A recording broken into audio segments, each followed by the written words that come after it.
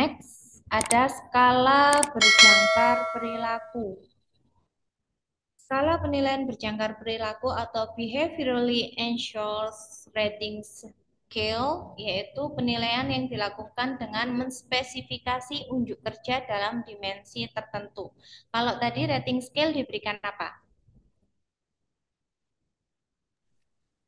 Rating Peringkat. scale diberikan Delapan. peringkat. Nah, kalau di skala berjangkar perilaku, peringkatnya itu dihubungkan lagi dengan ensure atau jangkar atau acuan. Contoh, indikator yang dinilai misalnya dari segi kejujuran.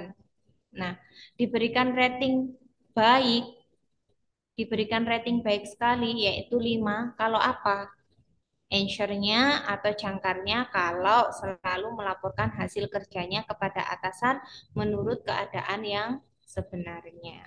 Jadi kalau peringkat itu hanya dinilai misalnya inisiatif baik, kurang baik, cukup baik, amat baik. Nah, kalau skala berjangkar perilaku itu dihubungkan lagi dengan jangkar perilakunya atau dengan ensure-nya. Dianggap amat baik kalau apa? Misalnya dari segi inisiatif diberikan skala peringkat 5. Nah, kalau dari skala berjangkar perilaku, inisiatif diberikan rating 5 kalau ensure-nya atau kalau jangkarnya apa? Contohnya. Misalnya indikator yang mau kita lihat dari karyawan itu atau aspek yang mau kita lihat dari karyawan itu dari segi inisiatif. Kemarin kan salah satu aspek yang bisa dinilai kan inisiatif.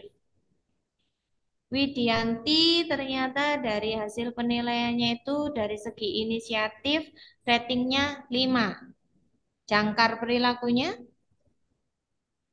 misalnya Sangat baik. sangat baik. Iya, 5 itu sangat baik.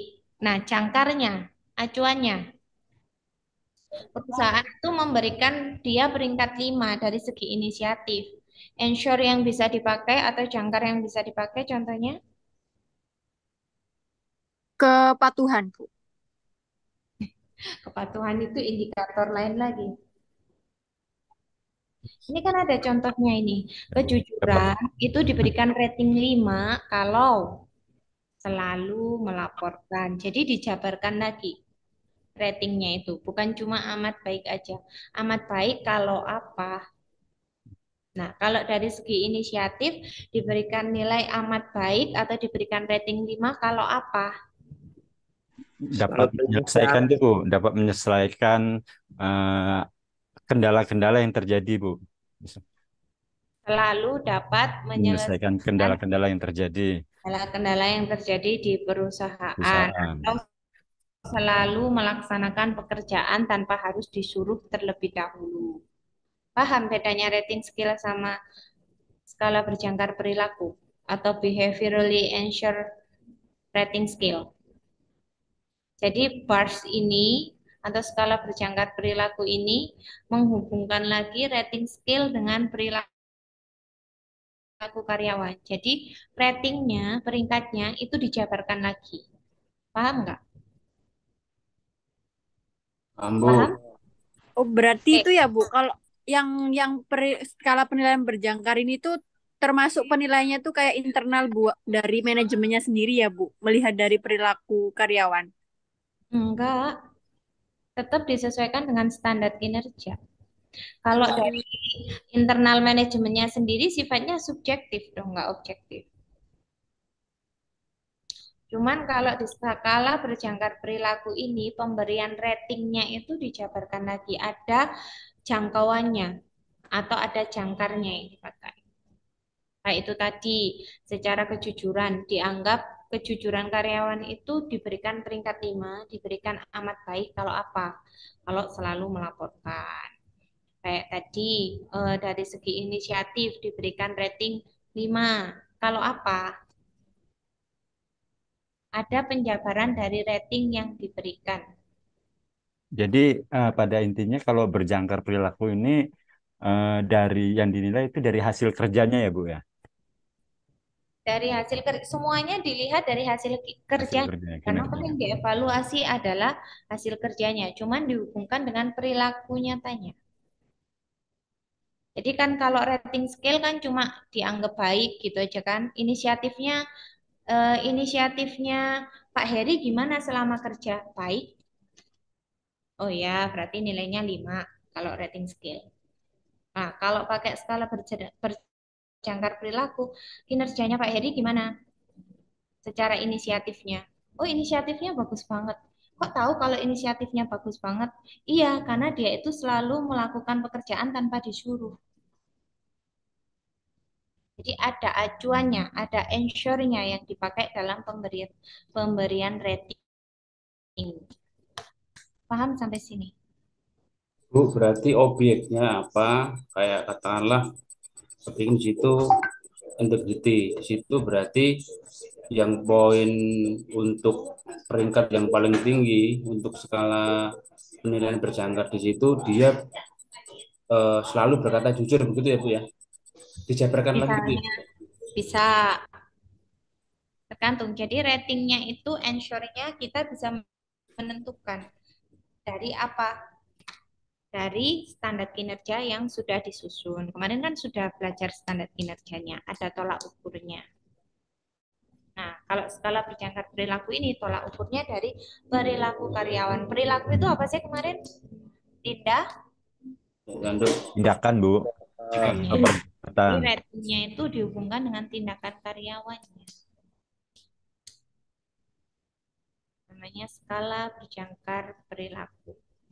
Makanya kan kalau kalian ada psikotes, itu kan kalian disuruh isi kan dari Ya, Bu. ketelitian. Saya selalu meneliti kembali pekerjaan saya kurang dalam meneliti pekerjaan saya. Itu kan? Itu namanya jangkar perilaku. Nanti dari jangkar perilaku itu akan diberikan rating. Ya sama kalau nanti kalian ngisi skripsi atau kalian buat skripsi, pasti kan ada kuesioner. Kuesionernya itu kan akan diberikan skala Likert-nya atau tingkatan ratingnya. Responden kalian anggap sangat setuju dengan pernyataan kalian kalau apa? Tuh, dihubungkan dengan indikatornya. Paham sampai sini perbedaan rating scale sama bars? Paham, Bu. Oke, kita ambil satu contoh lagi dari bars untuk tahu kalau kalian benar-benar paham. Misalnya indikatornya adalah kedisiplinan dengan rating 1, maka ensure atau jangkarnya bisa berupa apa? Sering terlambat di Terlambat. kantor. Sering Jadi terlambat datang pertama. ke kantor. Oke, tadi sudah cukup dipahami ya skala berjangkar perilaku. Alhamdulillah. Plus. Ya, jelas paham dah tuh. Kalau Dah. dari rating scale misalnya mau menilai kedisiplinan, berarti kan cuma dikasih peringkat aja kan? Ya. Suatu. Ya, Bu, singkat aja. Next, ada observasi dan tes kinerja. Jadi observasi dan tes unjuk kerja adalah penilaian yang dilakukan melalui tes di lapangan. Contoh, seorang pilot setiap 6 bulan sekali menjalani tes yang meliputi pengujian pengetahuan mengenai prosedur pelaksanaan pekerjaan dalam menerbangkan pesawat yang dilakukan secara langsung dengan menerbangkan pesawat atau dalam simulator dan tes kesehatan. Jadi metode atau teknik atau cara mengevaluasi kinerja yang keempat yaitu melalui observasi langsung di lapangan. Biasanya itu dalam kurun waktu tertentu. Contoh misalnya mau mengobservasi kemampuan seorang pilot karena kan berhubungan dengan penambahan jam terbang, maka langsung diuji apakah dia dalam menerbangkan pesawat tersebut mengalami peningkatan dalam kemampuannya atau enggak. Jadi observasi itu adalah diuji secara langsung untuk melihat kemampuan karyawan. Dari hasil observasi itu akan menjadi catatan bagi tim penilai dalam menentukan keberlanjutan karyawan tersebut atau keberlanjutan kinerja karyawan tersebut. And next,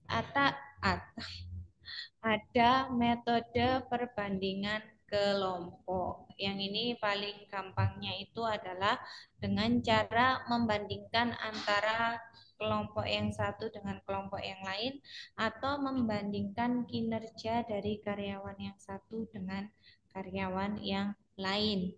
Contohnya misalnya Pak Heri sama Pak Ari sama-sama di divisi keuangan, sama-sama lulusan S1 akuntansi, sama-sama memiliki kemampuan yang sama dan pengalaman yang sama di bidang akuntan.